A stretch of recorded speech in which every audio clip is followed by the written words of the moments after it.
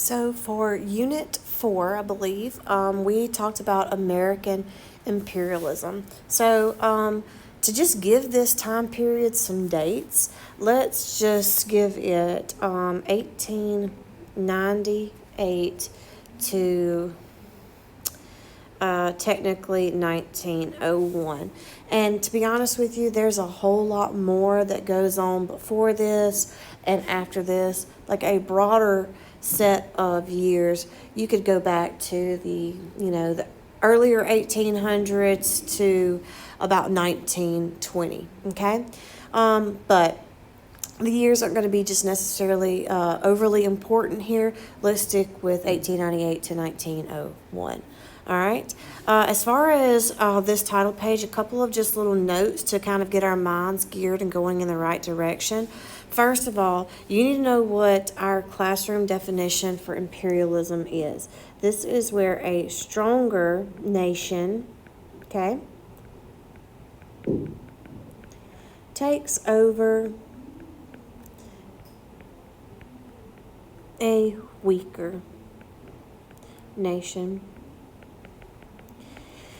To be honest with you, during this time in history, the majority of the world was controlled and owned by European countries, okay, like Britain and France and Germany and Italy, where they had done this word, imperialism. They had gone to other parts of the world throughout Africa, throughout Asia, throughout the Pacific, and claimed land as their own. They were the stronger nation, and they had gone and taken over weaker nations. So the other countries, especially those European countries, have been doing this for hundreds of years before we start doing this in the mid to later 1800s. So to be honest with you, a lot of the good territory is already claimed by those strong European nations. Okay, so kind of keep that in mind. We can't just go and claim really good spots. Kind of got to get what we can. All right, so going on to the next page for American imperialism, go ahead and get your highlighters.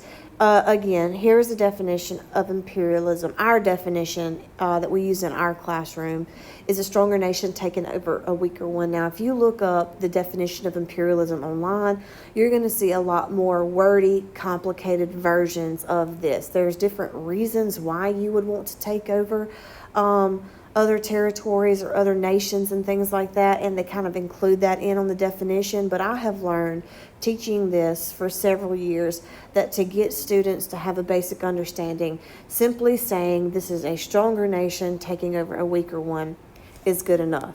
Now the next little broad topic, okay, I'm going to highlight that one, but this one, motivations. What are some reasons why we would start looking at expanding the United States into other areas, into other territories? Why are we the stronger nation seeking out to gain weaker nations? We get a second manifest destiny. Now, we talked about manifest destiny in the very first unit, how our original one was for us to settle the continental United States from East Coast to West Coast. Well, we've done that. And that's why I have here in parentheses 2, Manifest Destiny 2. Well, now that we have settled across the continental United States of America, now we feel like our destiny is to spread farther than that, to look into territories outside of the continental United States of America.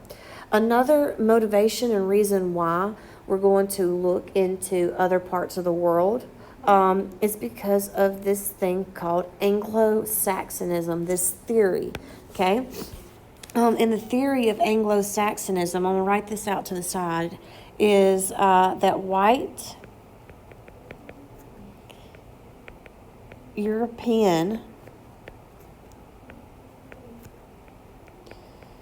descendants are superior. That we are superior Our ways are superior. We are much more advanced than other people groups. And because we have that advantage, we should go out and teach these other areas, to kind of claim them and teach them the correct way to do things, okay? And now right here, White Man's Burden, important for you to remember, this is actually a poem that talks about Anglo-Saxonism, how it is our burden as white society, okay, and white culture, these white European descendants, to go out and civilize the less civilized areas of the world. So we looked at some of these countries around the world, and we looked at how they didn't have an established government. They lived in villages and huts, and maybe their hygiene wasn't up to date. Their religion did not align with Christianity. And we felt like it was our duty, as being this kind of perfected white society, we should go out and kind of teach them, and I kind of joke and don't joke about it, what we would consider to be the white way. All right? The next motivation we have is economic, about money, opportunities to go to other places, strip the resources from the land, sell products to the people of the land, whatever it may be. It could actually boost our economy. All right, broaden our markets. Now, what that means, and what I'm going to write out to the side, is more people to trade with and sell products to. Again, good for our economy. Broaden our markets, broaden who we can reach with all of the products that we are producing in the United States of America. All right. The next one is, since we are going to be kind of spreading our wings and our influence around the world, we also need to find places to house our military around the world. We need a military presence everywhere to not only protect our passages across the oceans, but to also protect all of our economic interests in land that will eventually belong to us. Okay? The next one is the Monroe Doctrine. So very important for you to understand what the Monroe Doctrine is. Now, with the Monroe Doctrine here, I need you to understand, to kind of feed off of what we've discussed in class, is that the Western Hemisphere, which is where the United States of America is located, everything below, and especially below us, okay, should be under American influence.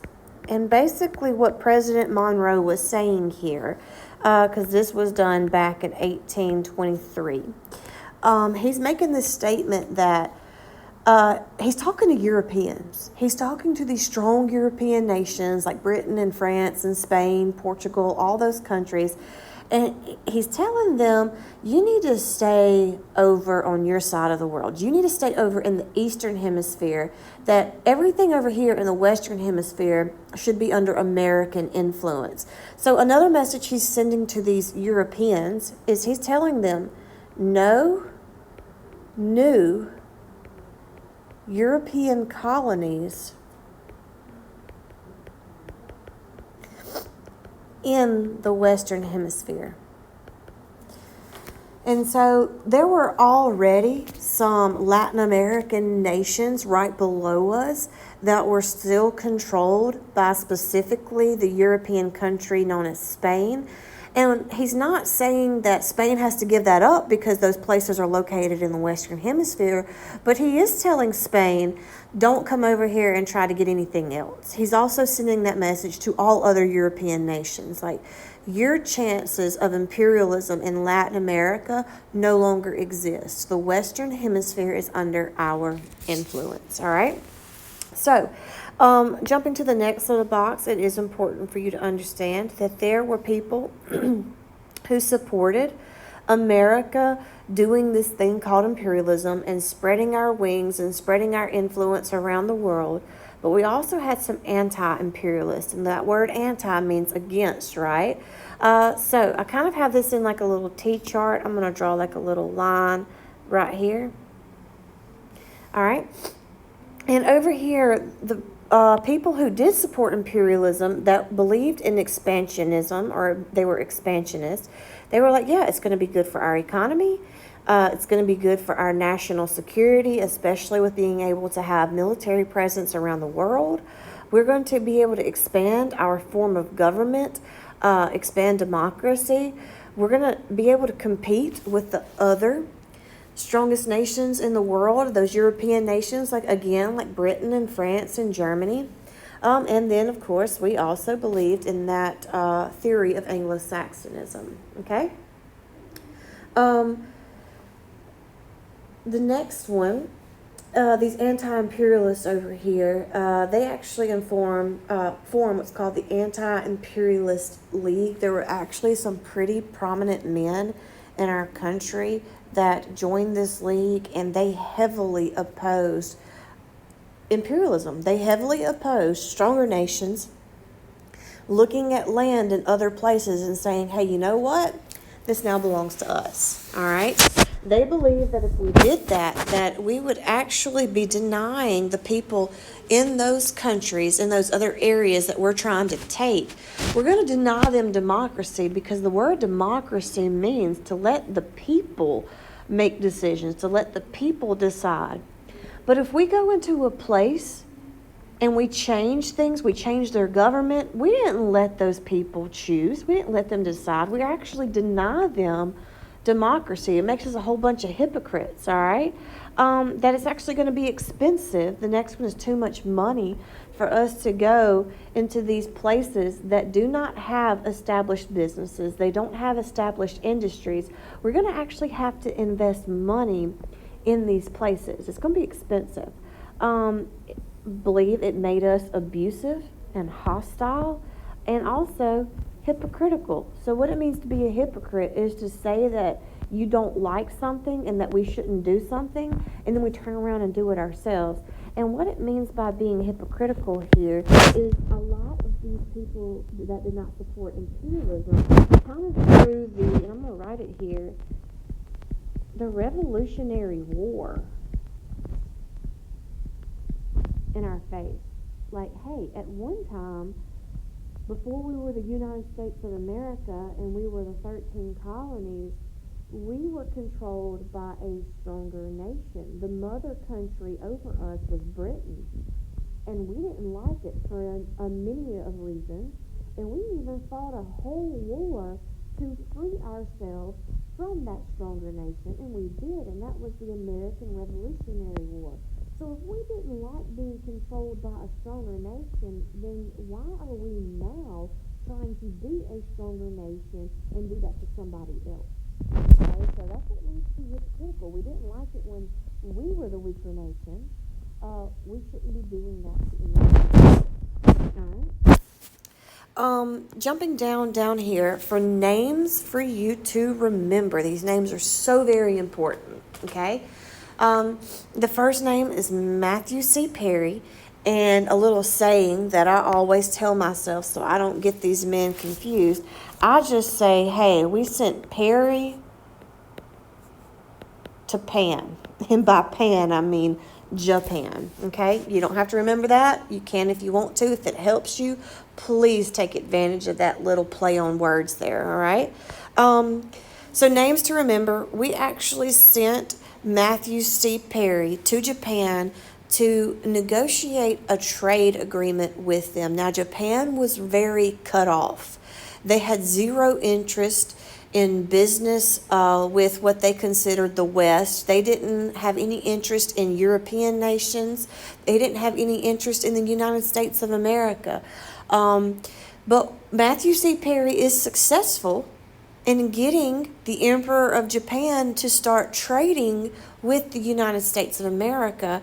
And how he does this, if you remember from class, is through intimidation. All right.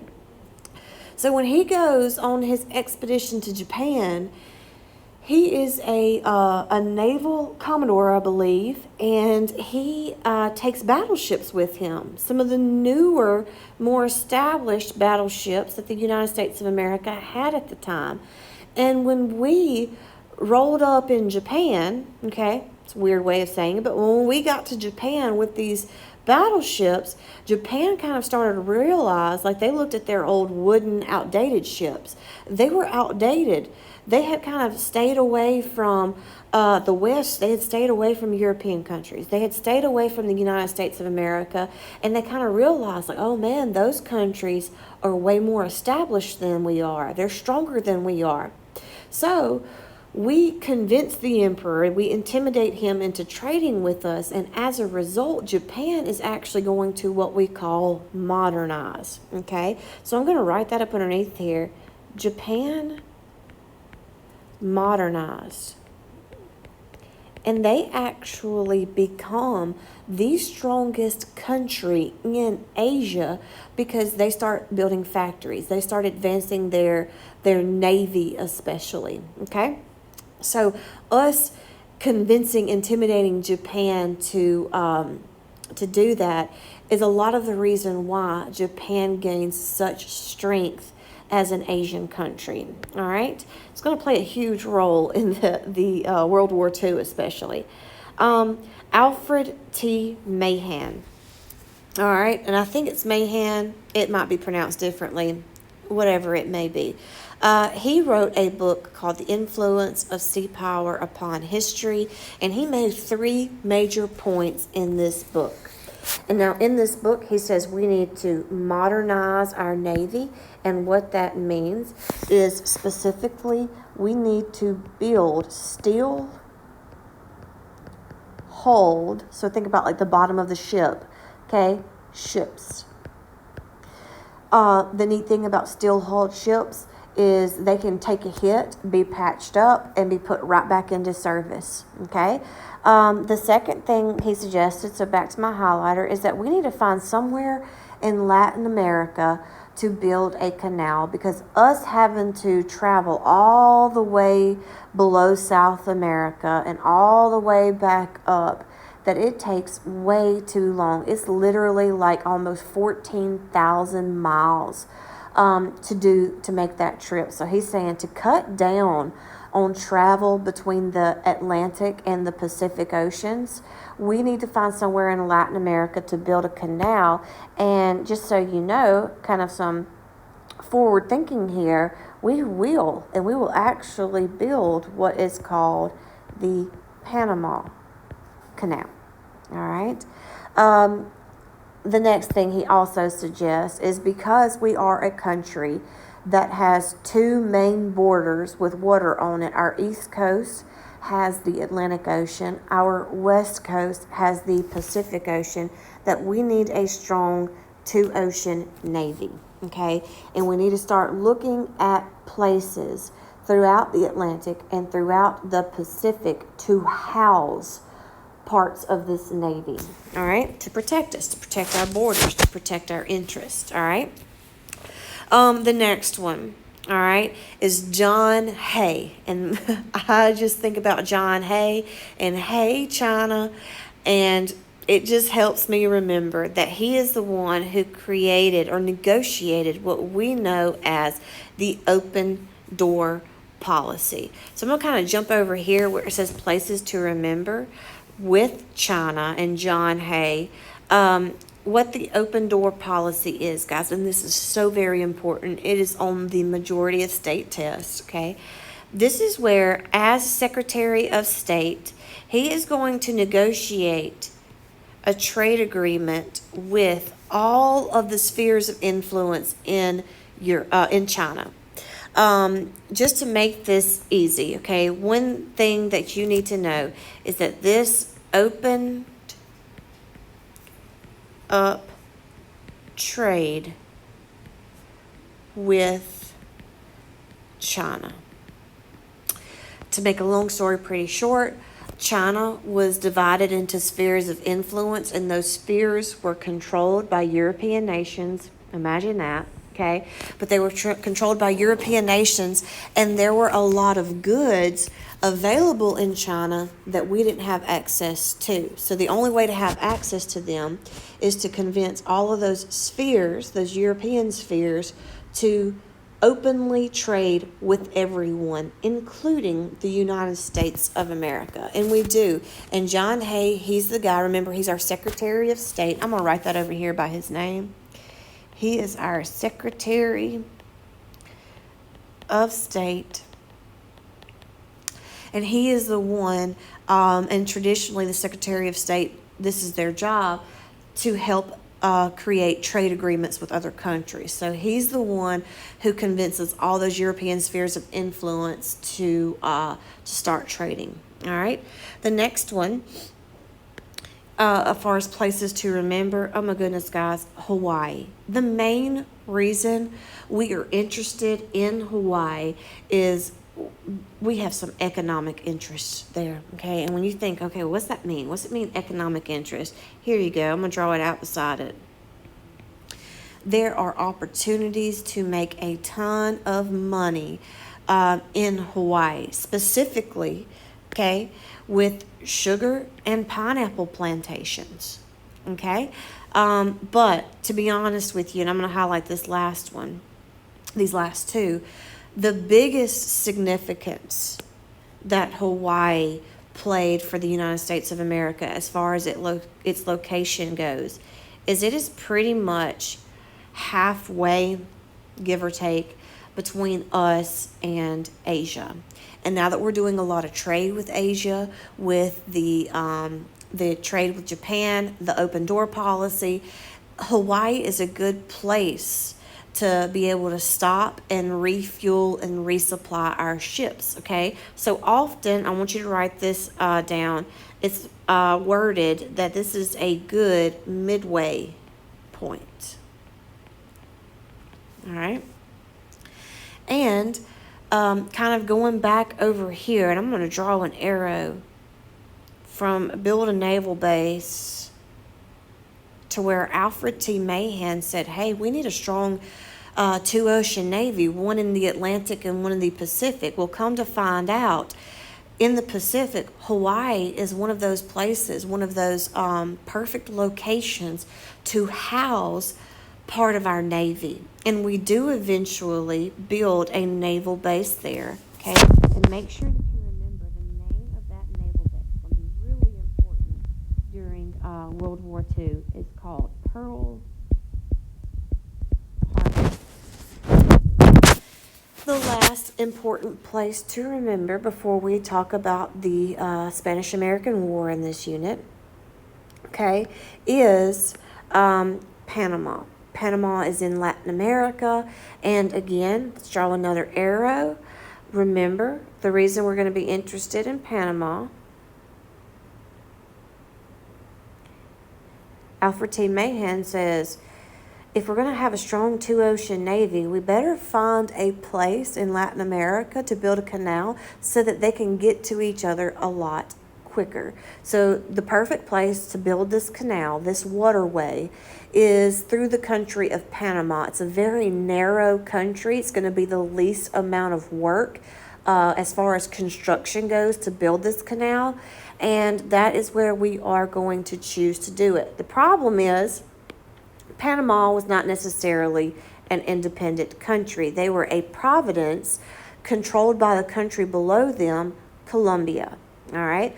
To make a long story short, we have to help Panama gain their independence from Colombia in order for us to have permission to build this canal. So the president at the time is Teddy Roosevelt, and he is actually going to send a little bit of military presence down to Panama to help them gain their independence from Colombia.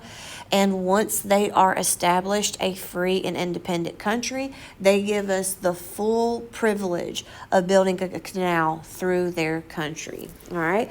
And we are going to build this canal. Believe we start construction in the early 1900s, and it's going to be done in 1914. It's going to take us a little while to build it. and we are going to own and control. Okay, and I kind of want to go ahead and jot this down here, all right, where it says we owned the canal.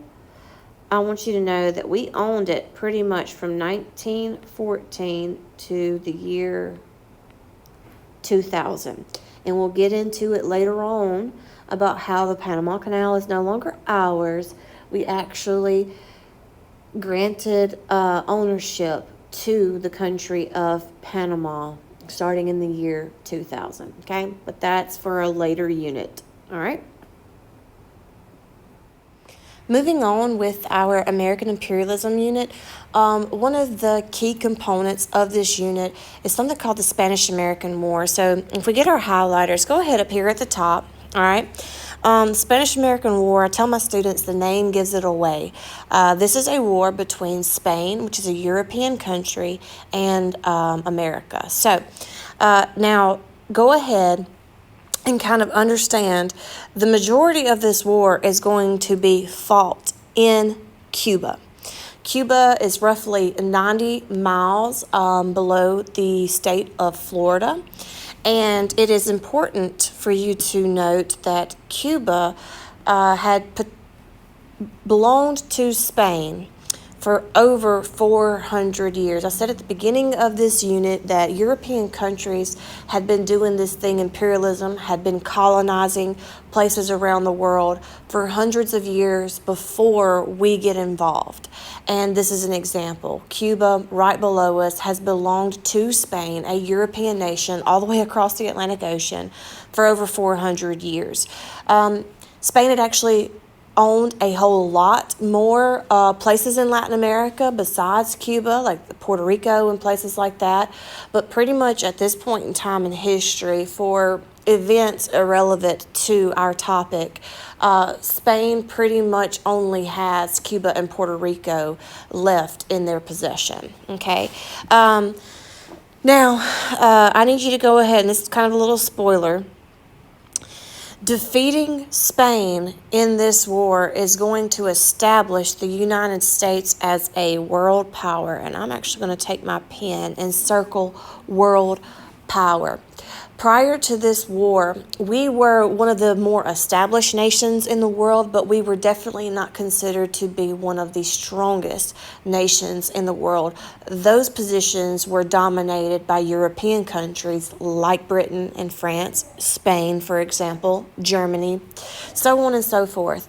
But in this war, because we do defeat Spain, it kind of bumps up our status to the point to where we are now going to also be considered a world power once this war is over, okay? But kind of back to before the war ever even begins, okay, we're going to have the Taylor Amendment. Let's go ahead and get some of our highlighting done. Go ahead and highlight causes of the war, the key battles, the Platt Amendment, you can highlight the treaty down there, and the Filipino insurrection, which is also known as the American-Philippine War, all right? Now, before we actually talk about the Taylor Amendment, I want to jump down here to the causes for the war. And I have a ton of stars beside yellow journalism, and that is because this is definitely the number one reason why we get involved in this war. Okay, the two names you need to be familiar with is William Randolph Hearst and Joseph Pulitzer. And these two men owned two different newspaper companies. They were competing with each other. And if you're competing with somebody with selling newspapers, magazines, how you attract more customers is you have to have the better story. So this is where the yellow journalism comes into play. And this is where we get these, and here's a very important word, exaggerated stories. And the stories that these newspapers are exaggerating are coming from an event known as the Cuban Revolution, where in Cuba, the Cubans there have been under Spanish rule for over 400 years. They have been mistreated for many of those years. They were practically slaves. And we start getting stories in our newspapers about the sufferings that these Cubans had And you remember, Cuba is just right there below Florida. So Cuba's actually going to start to rebel against Spain. They're trying to kick Spain out of their country and be a more independent nation. And leading us to this specific battleship, okay, and it's called the USS Maine, and the USS stands for United States Ship. This was a battleship that we sent to Havana Harbor, okay, and Havana Harbor is a harbor in Cuba, and I need you to really understand what we have done. We have sent a battleship to the shores of another country. Many countries would consider that to be an act of war. But if you can see in the description here, our justification for sending this battleship is we actually had Americans in Cuba running our businesses there. We had some sugar plantations. We had some railroad industries throughout Cuba. And so we claim we only send this ship to Cuba to be able to evacuate those Americans because things are starting to get a little rough between the Cubans and the Spanish. All right. Now, important for you to note, and you need to write this out to the side, the USS Maine blows up. It explodes. American soldiers are killed. And all of a sudden, with zero evidence, by the way, we get these, and I'm going to draw a little arrow here from the USS Maine to the yellow journalists. We get these yellow journalists telling us in the newspapers that Spain has blown up our ship. That because we took a battleship to the shores of one of their colonies, they retaliated and they have spilled American blood. And as Americans read this story, we were already concerned about the brutalities that were going on in Cuba, but now they've hit really, really close to home. Okay? Another cause of our involvement in this war is something called the Delome letter. And to make a long story very, very short, there was a Spanish ambassador located in Cuba. He is writing a letter that is intended to be shipped back to Spain. And this letter gets intercepted by a Cuban rebel, and they turn it over to the United States of America because in this letter, he talks badly about our president, okay? And our president at the time, his name was William McKinley. So, the significance of this, and I need you to kind of understand the nationalism, the patriotism that the United States of America has at the time. You know, we're sitting here, we're trying to compete with other European nations, and here this man is talking bad about our president. And again, how I explain it to my students is it's kind of like, you know, you can talk bad about your mama, but nobody else better talk bad about your mother. It's kind of one of those instances. So with the things that he said about our president, it kind of increases that desire of the American people to like, okay, let's do something about this. All right. Another reason we're going to be involved in what's going on in Cuba is because we have a major economic interest in Cuba. So I just highlighted that. And anytime you see anything about what were our economic interests, what was economic interest, I need you to think money and business. I've already told you the reason the USS Maine was in Cuba is because of the sugar plantations, the railroad industries that we had invested billions of dollars into. And we don't want to lose that. And we don't want those industries to be damaged by these Cuban rebels fighting Spain, okay? So we do have some economic interest in Cuba that we want to safeguard. Now, those are the causes for the war. Again, number one is yellow journalism. To be honest with you, you, these exaggerated stories fueling Americans to encourage Congress to declare war is what is going to be the number one reason. But I need you to understand, up here with the Taylor Amendment, okay, I need you to know that this amendment was passed, and I'm going to write it up here, before Congress would agree to declare war. On another page in this review, we discussed that there were many people who supported imperialism, who supported expansionism, but we also had some anti-imperialists, and some of those anti-imperialists were in Congress.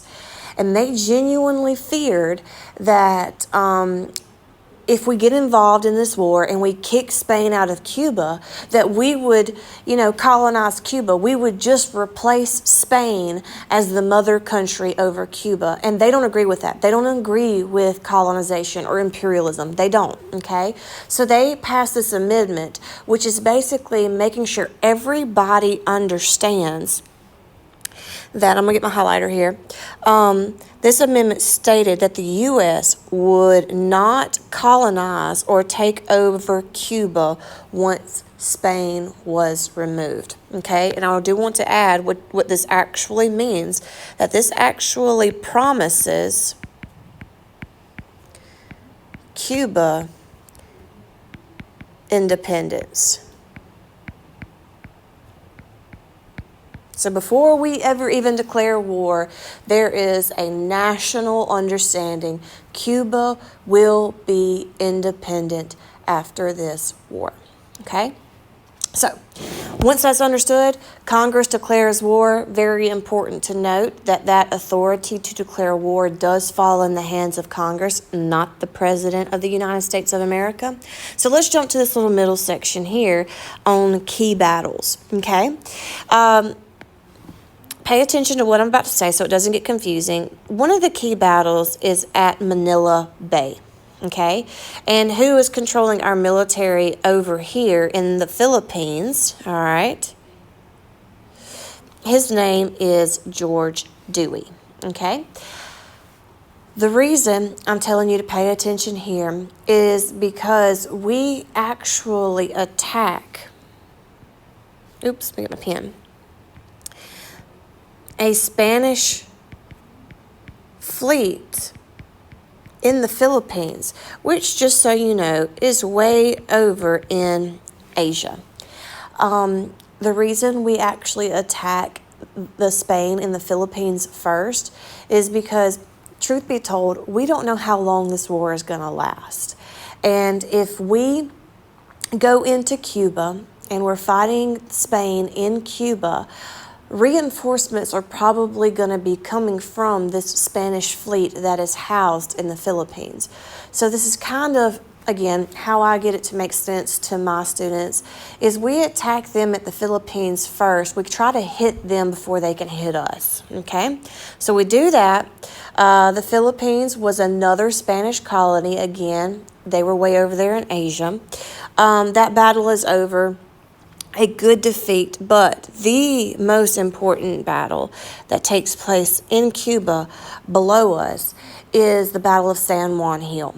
The group that you need to be familiar with that is responsible for the success in this battle is going to be the Rough Riders. And the Rough Riders is going to be led by two men, but one of the men is going to be a future president, is Theodore Roosevelt. Okay, and I'm going to highlight everything it says right here about Theodore Roosevelt. All right, let's get whatever we're writing with. Make sure you know that it says right here, Theodore. Remember, Theodore is Teddy. Okay, he was a leader, one of the leaders of the Rough Riders. And the role the Rough Riders played in this battle was so significant that their story was heard around the world, especially within the United States of America. And because of the success, we're going to see the leader, Teddy Roosevelt, is actually going to, so I'm going to underline it as well as it's being already highlighted, he gets what's called a War oops, a war hero status, okay? What this means is he's popular. He is popular, and this is actually going to lead to when he returns to the United States of America after this war, because of his status, he's actually going to be chosen as the vice president to McKinley. All right, so I'm actually going to come down here where McKinley is already underlined. See my star there? And I'm going to draw an arrow from McKinley up here to what we're talking about. McKinley is going to be seeking re-election after the Spanish-American War is over, and he's going to choose Teddy Roosevelt to be his running partner as far as vice president goes because of how popular he is. It's going to help him get votes, okay? And a little irony here is, especially with their domestic policies, where McKinley is more of a laissez-faire kind of president, a hands-off president. Teddy Roosevelt, when he becomes president, he's going to be the exact opposite. He's going to be more hands-on, a progressive president. But the only reason really McKinley chooses him to be his vice president is because of this war hero status. Unexpectedly, not only does McKinley win this election, but unexpectedly he does get assassinated, which, because Teddy Roosevelt was his vice president, Teddy now gets to assume the position of president. All right. Now, down here, I have, we're at the very bottom down here where it talks about the treaty.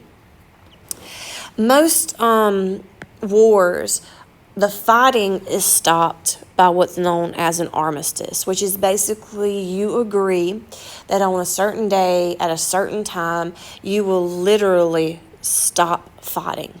Okay, but the only thing that officially brings an end to the war is drawing up and signing a treaty. And the name of the treaty that ended the Spanish-American War is the Treaty of Paris. And in this treaty, Spain is going to be forced to free Cuba. Okay, now remember, because of the Teller Amendment,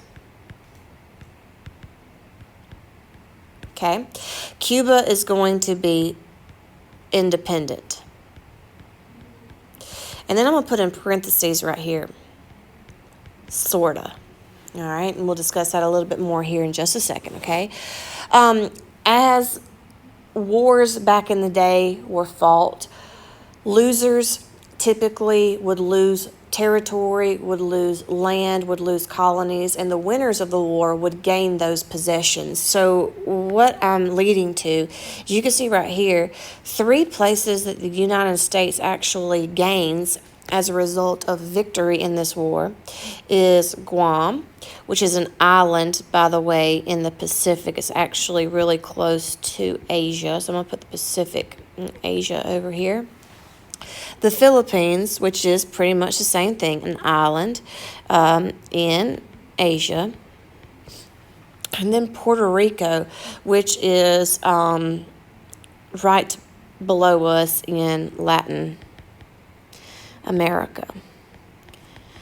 All 3 of those had been Spanish colonies, and as a result of the victory in this war, these are going to turn into American territories. And just a little spoiler, Guam, still currently a U.S. territory, as well as Puerto Rico. The Philippines, I'm going to come down here so I can have some room. The Philippines will be released as a U.S. territory in the year, I'm going to put in the 1940s. Okay, I believe it's 1945, but I don't want to lie. It's after, it might have been 48 again. It's after World War II, okay? But as far as this time period is going right now, we had gained all 3 of those territories. Probably one of the most forgotten acts throughout this semester is going to be the 4-Acre Act. And that is where we look at one of these newly acquired possessions, Puerto Rico, and we actually agree to set up a civil government for them. We are going to connect their government to ours. It's actually quite complicated how it is connected to the United States of America, but we establish a democratic nation in Puerto Rico. All right. Now, kind of coming back to, and I'm going to highlight it, I'll highlight it in a different color though, where I said right here with Cuba, remember, they were freed by Spain, and because of the Teller Amendment, they were given their independence, sort of. Well, here's what I mean by the sort of, okay? Up here with the Platt Amendment, this is going to limit Cuban independence, okay? And it turns Cuba into what we call a U.S. protectorate. To help this make sense to you, basically, I'm going to write up here above the Platt Amendment, okay? It allows the U.S.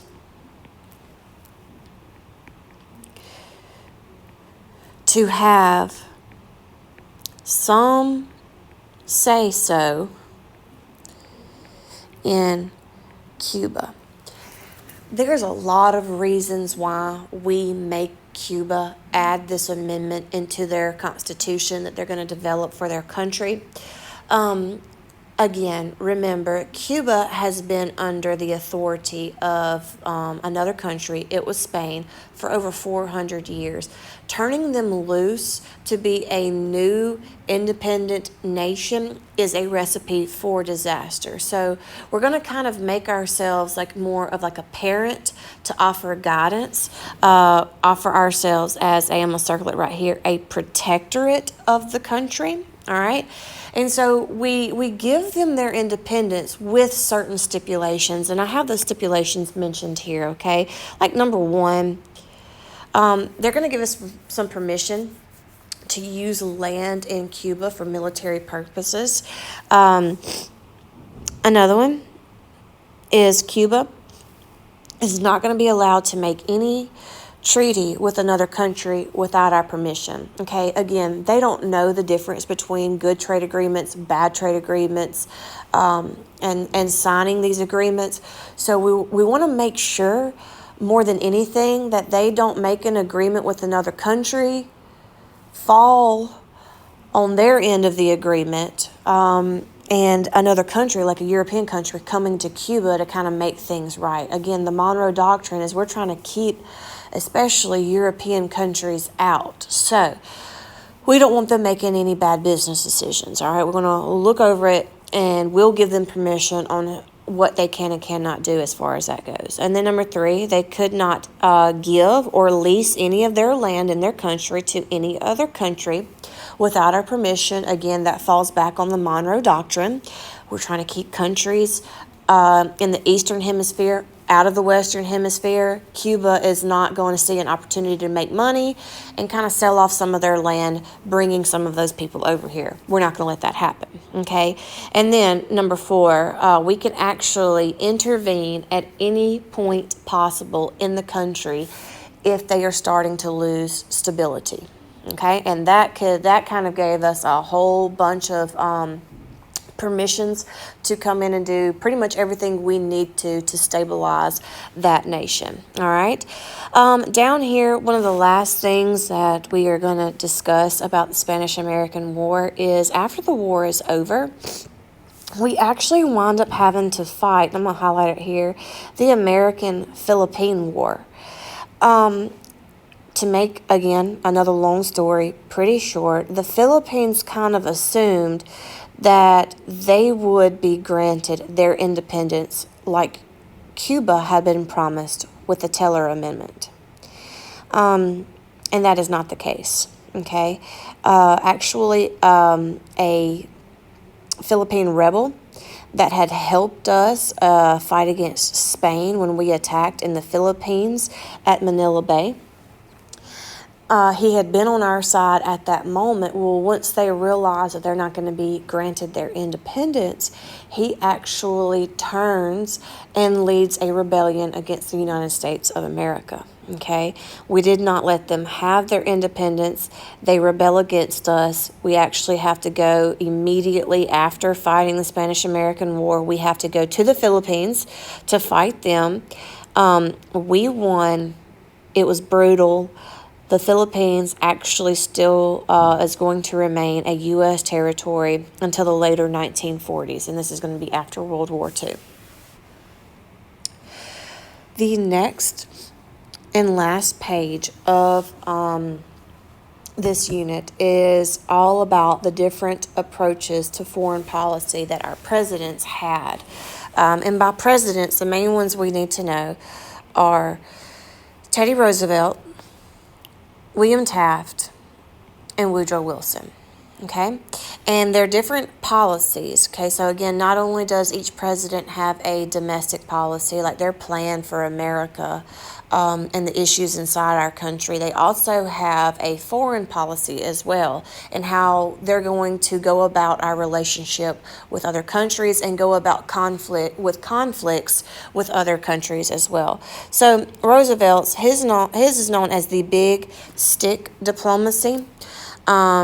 Taft's is known as dollar diplomacy, and Wilson is moral diplomacy. Now, let's start with Roosevelt. We're going to be writing quite a few things around Roosevelt here.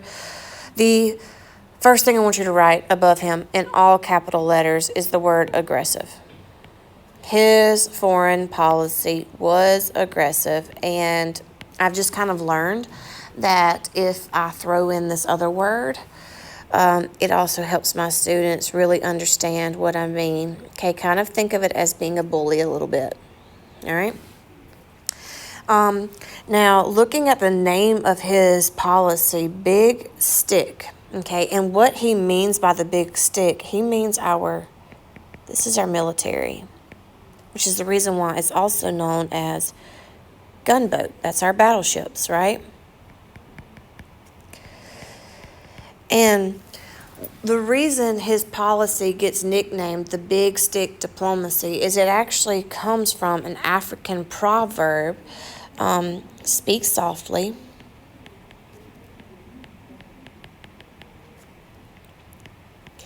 and carry a big stick. Okay, so in a sense is what this African proverb pretty much means is that, at first, be sensible, be willing to talk out your problems, be able to negotiate and things like that. But if those things cannot be done, then make sure you can carry a big stick. Again, our military.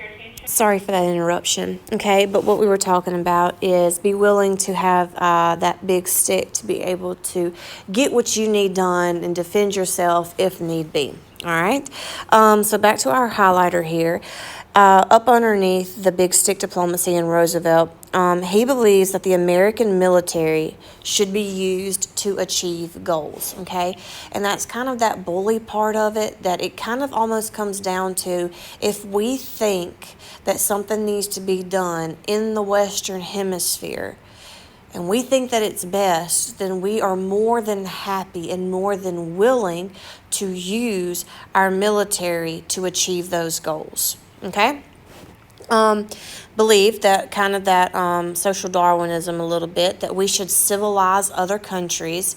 This also goes back to Anglo-Saxonism, especially in Latin America.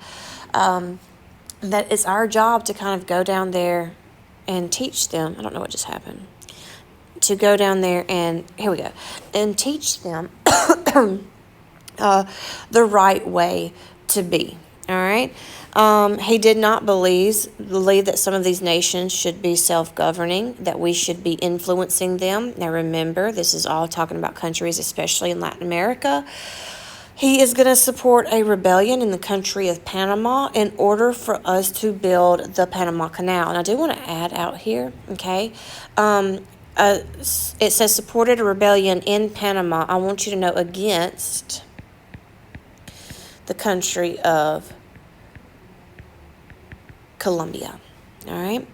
And he is heavily going to oppose Eastern Hemisphere intervention over here. All right. And this is where we get the Roosevelt corollary. So I'm actually going to bump on down here because to this, I'm just going to highlight literally this entire box.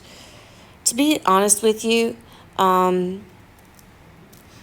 we take the state test here in Mississippi on U.S. history, and I would argue that on over 90% of the tests, there is some form of question, whether it be in a quote, a political cartoon, a multiple choice, a click and drag, whatever it needs to be, on the Monroe Doctrine as well as the connection to the Roosevelt corollary. So we've already discussed what the Monroe Doctrine is previously in this review. So I'm just going to highlight the high points here. The Monroe Doctrine, no new European colonies over here. And I put the word please because when this statement was made back in 1823 with President Monroe, again, we didn't have the military to really be able to keep any of these Europeans out if they wanted to push the issue. All right. But things are different because when Teddy Roosevelt becomes president, he actually puts a lot of money and a lot of effort into growing our military. He believed in these two things, and I want to jot these down below him. He believes in something called peace through strength. Okay. And to kind of show that belief, he actually is going to approve the building of what we call the Great White Fleet, which was a new fleet of battleships that were built and they were painted white, which is not typical because typically battleships are painted in some hue of gray or blue to kind of camouflage and blend in with the sky and the night and the sea. But these were white, and he sent them on a world tour around the world to kind of like flex our muscles a little bit, to show other countries what we have, the strength that we have, to deter them from trying to be aggressive towards the United States of America. It was an intimidation factor is what it was. So keeping that in mind, now he is going to actually add to the Monroe Doctrine, where President Monroe was basically asking Europeans to not come to the Western Hemisphere and create any more colonies. He's going to add to it, and it's called the Roosevelt Corollary. Okay, corollary, think of that word as meaning addition. Okay, he added to the Monroe Doctrine, and he added that force, like our gunboats, would be used to keep Europeans out. Okay, so I know I've highlighted it, but I'm actually going to take my pen and I'm going to underline force to keep Europeans out. But that's not all of it. Here's kind of where that bully comes into play. He's also going to use it to keep all the Latin American nations below us cooperative. Okay, we're going to have gunboats stationed throughout Latin America for many years after Teddy Roosevelt is president, okay, and it's actually going to be a distant cousin of his, Franklin Roosevelt, that later on, before World War II breaks out, he establishes the good neighbor policy where he realizes what his cousin Teddy does here by placing these gunboats throughout Latin America and kind of keeping our thumb down on Latin America and kind of bullying them, that's not a good image that we have in the region. And to kind of be a good neighbor to Latin America, we're actually going to withdraw the majority of our gunboats that had been there since Teddy Roosevelt's actions here. All right? What this does is it actually makes the Roosevelt Corollary made us a protector of Latin America. Oftentimes you can kind of see a political cartoon of Teddy as a sheriff, all right, like as a cop kind of overseeing the region and offering our protection of the region, keeping order in the region. And Roosevelt is going to propose this amendment to the Monroe Doctrine in order. The main reason we are doing this is definitely a selfish motivation, is to protect American economic and our territorial interest in the region. All right, so that's what his policy is all about. Again, think of it as being extremely aggressive, willing to use our military to do whatever we see necessary. All right. So moving on to Taft in the middle, dollar diplomacy. This one's kind of easy. It's all about money. Taft kind of pumps the brakes on the aggressive stance that Teddy had, and he's going to believe in a more economical approach to our relationship with Latin America. Okay, he believed that the U.S. should invest, okay, in foreign economies and increase that'll help increase our influence. Okay, I want you thinking right here, trade. Do trade with them, invest, okay, do business. Help their economy. It'll help our economy, and that will be a good relationship with Latin America, okay? He is going to actually have to take some military action, so he's actually going to have to kind of refer back to Teddy's aggressive approach in the region. It's just going to be less aggressive, and he is going to work to stabilize the region economically, all right? And that's the reason he's focused so much on business. So he wants to stabilize the region economically. And the last one there is actually outside of the region with the country of China. He's going to want to expand economic opportunities with China as well. Okay.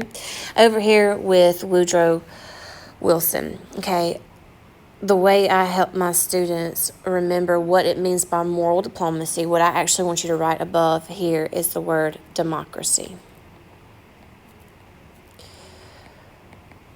Wilson is all about democracy and all of the morals and beliefs that align with what democracy actually means, okay? I want you to add pretty much one of the main focuses of his policy is, I want you to write this, no aid or trade. So by aid, I mean like military assistance, whatever it means. No aid or trade to any non-democratic government. All right. So this is going to play a huge role in the beginning of World War I, which is our next unit, where we're going to find that Woodrow Wilson, because he is extremely serious about this, that we are not going to come to aid any country that is not a democracy. When World War I breaks out, the side that we could have joined maybe in the beginning of the war, we do not join because one of the countries within that alliance was not a democratic nation, and that is going to be the country of Russia. So we'll get into more about that in our next unit, but that is kind of a seed that you need to plant in your brain to kind of be able to pull back up when we get to that unit, okay? So do a little highlighting underneath Woodrow Wilson. He believes that the United States should focus more on spreading democracy rather than colonizing, okay, these other countries. He believed that other countries should be self-governing, so it's kind of the exact opposite of what Teddy believed. He is going to have to continue with military presence in the region, especially with the conflict that happens in Mexico. And he did focus on more of a friendly relationship with the region. Okay, now I'm going to take my highlighter again in a different color so that I can emphasize this on this page. It is very important for you to know, I'm kind of highlighting my bracket here, that all three of these policies mainly focused on the region of Latin America, which is everything below the United States of America, to help that make sense.